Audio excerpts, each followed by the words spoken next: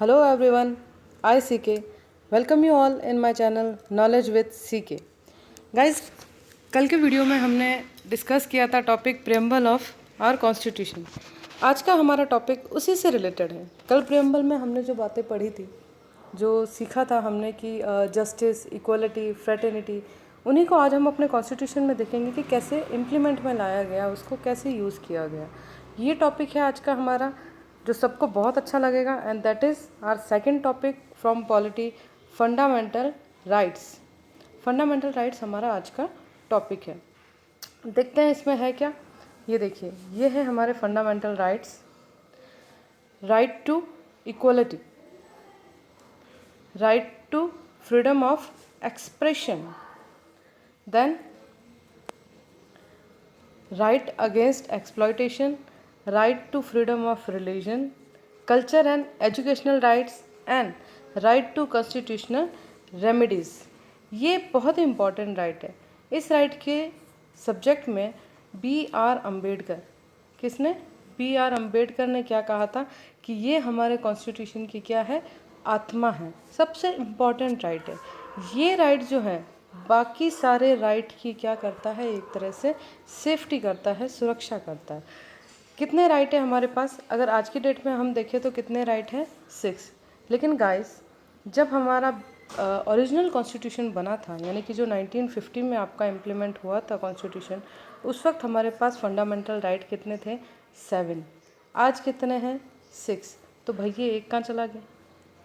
तो ऐसा हुआ कि 1978 44th कॉन्स्टिट्यूशनल अमेंडमेंट, यानी कि संविधान में जो संशोधन हुआ मोरारजी देसाई की सरकार के टाइम पीरियड में, 1978, याद रखिएगा, ये क्वेश्चन पूछा गया है कई बार कि मूल संविधान में कितने फंडामेंटल राइट थे, तो कितने थे?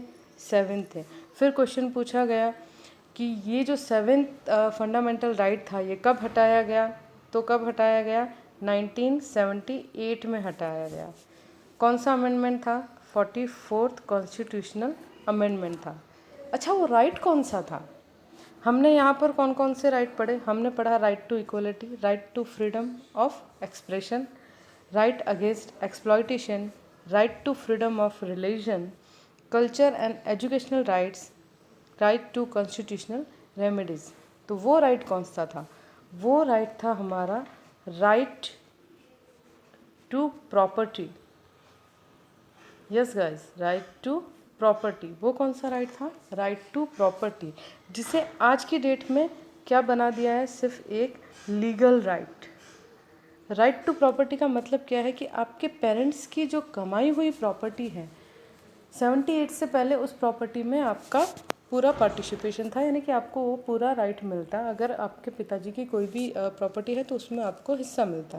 लेकिन 78 में जो अमेंडमेंट हुआ, उसके बाद उस अमेंडमेंट में ये कहा गया कि ये पेरेंट्स की मर्ज़ी है कि ये प्रॉपर्टी वो अपने बच्चों को देते हैं या नहीं देते हैं। तो आज की डेट में जो प्रॉपर्टी वाला राइट है, वो अब क्या रह गया है? सिर्फ एक लीगल राइट रह गया है गाइस। अब ये क्या है? एक फंडामेंटल राइट नहीं है। अब वो राइट हट गया है। तो अब आपको कितना याद रखना है यहाँ पे? सिर्फ 6 याद रखना है, ठीक है। अगर मूल संविधान यानी कि ओरिजिनल कॉन्स्टिट्यूशन पूछे तो 7th, और एट प्रेजेंट कॉन्स्टिट्यूशन पूछा जाता है, एट प्रेजेंट हमारे फंडामेंटल राइट कितने हैं, तो वो आप क्या कहेंगे? कितने राइट हैं? 6 राइट है। हमने सबके नाम देख लिए। अब हम बारी बारी सबको समझते हैं कि है क्या। राइट टू इक्वलिटी, यानी कि समता का अधिकार, समानता का अधिकार। आर्टिकल 14 से लेके आर्टिकल 18 तक टोटल हमारे जो ये आप कह रहे हैं कि फंडामेंटल राइट्स हैं, ये आपके आर्टिकल 12 से शुरू होते हैं और आर्टिकल 35 तक है। तो भाई ये तो 14 से शुरू हो रहा है, तो मैम 12 और 13 में क्या है? तो बता देते हैं 12 और 13 में क्या है। तो 12 में तो क्या है? फंडामेंटल राइट्स की डेफिनेशन दे रखी है। और 13 में क्या है? 13 में ये बताया हुआ है कि स्टेट किस तरह से इसे इम्प्लीमेंट करेंगे, या सेंट्रल गवर्नमेंट इसे किस तरह से इम्प्लीमेंट करेगी, ये लिखा हुआ है आपका किसमें? 12 और 13 में। अब हम आते हैं 14 to 18 में। 14 to 18 किस पे डिपेंड करता है? इक्वलिटी पे। 14 में क्या है? देखो, 14 में है इक्वलिटी बिफोर लॉ, यानी कि कानून के सामने समता का अधिकार, यानी कि ये आपके दिया हुआ है किसमें, 14 में। फिर आपका 15 में क्या दिया हुआ है भाई, 14 तो आ गया, अब ये है आपका 15, ये बारी बारी ऐसे दिए हुए हैं, ये 14, 15, 16, 17 और 18। 15 में क्या है, 15 में है आपका डिस्क्रिमिनेशन के अगेंस्ट जो कुछ भी है वो हमारा राइट। डिस्क्रिमिनेशन किस बेस पे, रिलीजन के बेस पे, कास्ट, सेक्स, ब्रीड, क्रीड, इन सब के बेस पे क्या नहीं कर सकते हम, डिस्क्रिमिनेशन नहीं कर सकते। ये किस में लिखा हुआ है, ये आर्टिकल 15 में लिखा हुआ है। अभी आयुष्मान की एक मूवी भी आई थी, अगर आपने देखी हो तो, आर्टिकल 15, वो इसी पे बेस थी। नेक्स्ट देखिए आपका 16, ये आर्टिकल क्या कहता है, ये कहता है आपको equality of opportunity in matters of public employment, यानी कि सरकारी नौकरियों में जो आपको अपॉर्चुनिटी मिलेगी वो सबको एक जैसी मिलेगी, ये इस राइट को बताता है। कौन सा आर्टिकल है, आर्टिकल 16। 17 देखिए, 17 अनटचेबिलिटी, छुआछूत, जो बहुत ज़्यादा था, जिसे अब क्या कह दिया है कि पब्लिक एम्प्लॉयमेंट में इसको बैन कर दिया है, चाहे कोई भी हो, लड़का हो, लड़की हो, जनरल कास्ट हो, एसटी हो, एससी हो, जो कुछ भी हो, ब्रीड क्रीड, किसी भी हिसाब से हम किसी को भी डिस्क्रिमिनेट नहीं कर सकते। और अब तो आपको पता है कि पहले तो हम सिर्फ मेल और फीमेल ही पढ़ते थे, अब हम अदर्स को भी पढ़ने लग गए हैं, यानी कि अब किसी भी तरह का डिस्क्रिमिनेशन नहीं होगा। और लास्ट है आपका title except military and academics. कहने का मतलब क्या है कि आप अपने नाम के आगे सिर्फ वही टाइटल्स लगा सकते हैं जो आपने खुद अर्न किए हैं। अर्न करने से क्या मतलब है, मीन्स आप मेजर बने हैं, या फिर आप डॉक्टर बने हैं, आप कैप्टन बने हैं, ये सारे टाइटल आप अपने नाम के आगे यूज़ कर सकते हैं। और नॉर्मली जो हम लोग टाइटल यूज़ करते हैं, ठाकर साहब एंड ऑल, ये टाइटल आपको यूज़ नहीं कर सकते, ये सिर्फ शादी के कार्ड में ही यूज़ हो सकते हैं, आप विजिटिंग कार्ड पर इनको यूज़ नहीं कर सकते। तो वहाँ पर आप क्या यूज़ करोगे, आपके जो डॉक्यूमेंट्स हैं एजुकेशनल, गवर्नमेंट डॉक्यूमेंट, उनमें आप सिर्फ वही टाइटल यूज़ कर सकते हो जो आपने खुद अर्न किए हैं। ये है आपका 18 जो आर्टिकल है वो। अब देखिए नेक्स्ट है आपका फ्रीडम, यानी कि आज़ादी, जो सबको बड़ी प्यारी है। अभी सबको लॉकडाउन से आज़ादी चाहिए, है ना। तो ये वही है जो हम पढ़ रहे हैं कि फ्रीडम किस किस मसले पर आपको चाहिए। तो पहला देखिए, ये आपका 19, फिर आपका 20, ये 21, ये 22 और ये 23। पहले 21 को देखेंगे हम। Protection of 6 rights regarding freedom of speech, बोलने का राइट, एक्सप्रेशन, अपने विचार प्रकट करने का राइट, असेंबली, किसी भी तरह की सभा बनाने का, एसोसिएशन, कोई संगठन बनाने का, मूवमेंट, किसी तरह का आप मूवमेंट चला सकते हो। आप देखते ही हो आजकल धरने पे लोग कितने फटाफट बैठ जाते हैं, है ना। कोई भी प्रोफेशन यूज़ करने का, या फिर कहीं पे भी रहने का, ये सारे राइट हमारे फ्रीडम के राइट में आते हैं। आर्टिकल कौन सा आपका, आर्टिकल 19 के अंदर आपके ये सारे राइट आएंगे। ये सारे फ्रीडम जो है, बोलने का फ्रीडम, कुछ भी बोल दो और फिर बोल दो सॉरी, तो सॉरी बोला और सारी गलतियाँ आपकी माफ़, ये हमारा कॉन्स्टिट्यूशन ही हमें इजाज़त देता है। इसलिए आप देखते हैं कि जब भी कोई फिल्म बनती है, कोई सीरियल बनता है, तो हमेशा पहले वो लिख देते हैं कि अगर ये घटनाएं किसी से संबंधित नहीं है और कहीं इसका कोई मेल खाता है तो ये जस्ट एक कोइंसिडेंस है और कुछ नहीं, तो उसके लिए वो माफ़ी मांगते हैं। इस तरह की चीज़ें पहले ही कह दी जाती है ना। फिर नेक्स्ट देखिए आपका, नेक्स्ट क्या है, नेक्स्ट है protection in respect of connection for offence. फिर है आपका protection of life and personal liberty, यानी कि आपकी लाइफ को आप कैसे भी जियो, पर्सनल आप कैसे भी रह रहे हो, उन सब की आपको क्या है, आज़ादी है। एलिमेंट्री एजुकेशन मीन्स आपको एलिमेंट्री जो एक बेसिक एजुकेशन है 5th 8th तक, वो आपको मिलनी ही चाहिए। एलिमेंट्री में आपकी 5th तक की एजुकेशन आती है, वो आपकी एक तरह से कंपलसरी है, जो आपको मिलनी भी चाहिए। ये आपका राइट बनता है। इनकेस आपके पेरेंट्स आपको नहीं पढ़ाते हैं तो आप कोर्ट में जा सकते हैं, भाई मेरे पेरेंट्स मेरे को पढ़ा नहीं रहे हैं तो मेरे को राइट टू एजुकेशन चाहिए। लेकिन ऐसे राइट तो हम मांगते नहीं हैं, हम तो ये कहने के लिए जाएंगे कि हमें पढ़ाते क्यों है ना, लेकिन हमें पढ़ना है। नेक्स्ट देखिए आपका protection against arrest and detention in certain cases, बहुत ही इम्पॉर्टेंट है ये। पुलिस आपको बिना किसी वारंट के अरेस्ट नहीं कर सकती। ये आपका कौन सा राइट कह रहा है, आर्टिकल 22 का राइट टू फ्रीडम कहता है कि बिना वारंट के, बिना किसी रीज़न के पुलिस आपको पकड़कर नहीं ले जा सकती। बहुत ही अच्छा राइट है आपका। फिर देखिए नेक्स्ट चलते हैं हम लोग, राइट अगेंस्ट एक्सप्लॉयटेशन। ये अगेंस्ट वर्ड कई बार हम लोग भूल जाते हैं लेकिन बड़ा ज़रूरी है। एक्सप्लॉयटेशन मीन्स क्या? शोषण। किसी भी प्रकार का अगर आपके साथ कोई शोषण हो रहा है तो उसके अगेंस्ट क्या कर सकते हैं आप? इस राइट का यूज़ कर सकते हैं। Trafficking of human being and force labour. Trafficking means kidnapping एक तरह से कह दो कि लोगों को फंसाना, उनको ले जाना और फिर उनसे ज़बरदस्ती मजदूरी करवाना, किसी भी तरह का काम करना, चाहे वो बड़ा हो छोटा हो। ये आपका कॉन्स्टिट्यूशन आपको अलाउड करता है कि आप किसके अगेंस्ट जा सकते हैं कि आपके साथ शोषण हो रहा है, आप कोई भी केस फायर कर सकते हैं इसके अगेंस्ट। फिर है आपका employment of children in factories and hazardous job.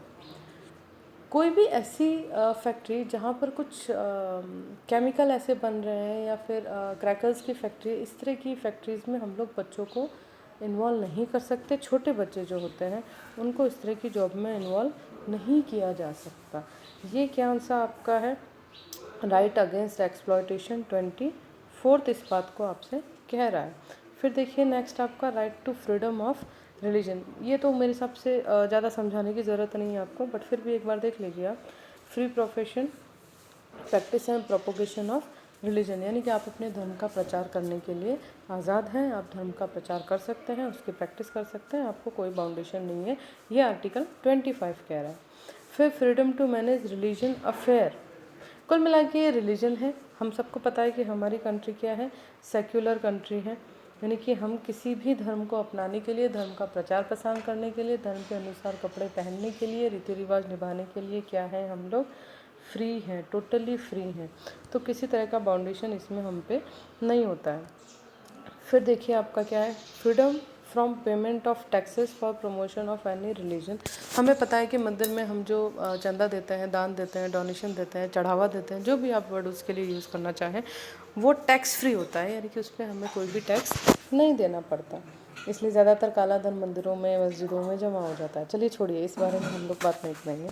Next देखिए आप, religion instruction of worship, certain education institute, यानी कि ये कह रहा है कि किसी भी एजुकेशन इंस्टीट्यूट में आप पूजा पाठ से रिलेटेड कुछ भी इस तरह का इंस्ट्रक्शन और वर्शिप जो है एजुकेशन इंस्टीट्यूशन में अलाउड नहीं है, वहाँ पर आप इस तरह की चीज़ें नहीं कर सकते। Culture and educational right, protection of language, script, culture end of minorities, यानी कि किसी भी भाषा का यूज़ कर सकते हो। आपको पता है कि हम लोग पंजाबी में, गुजराती में, मराठी में या फिर उर्दू में, हिंदी में, संस्कृत में, किसी भी लैंग्वेज में एग्ज़ाम दे सकते हैं। कोई भी लैंग्वेज हम लोग यूज़ कर सकते हैं जो हमारे कॉन्स्टिट्यूशन में रजिस्टर्ड है।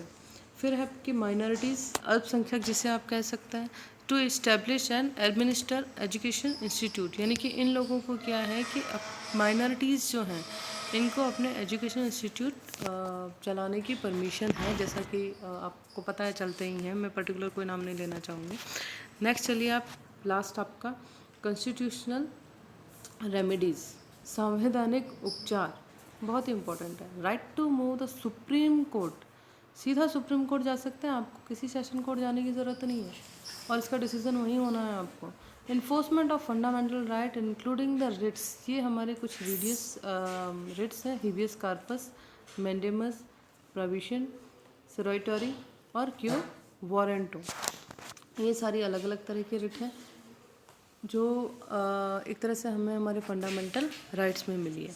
तो फ्रेंड्स, ये हैं आपके फंडामेंटल राइट्स।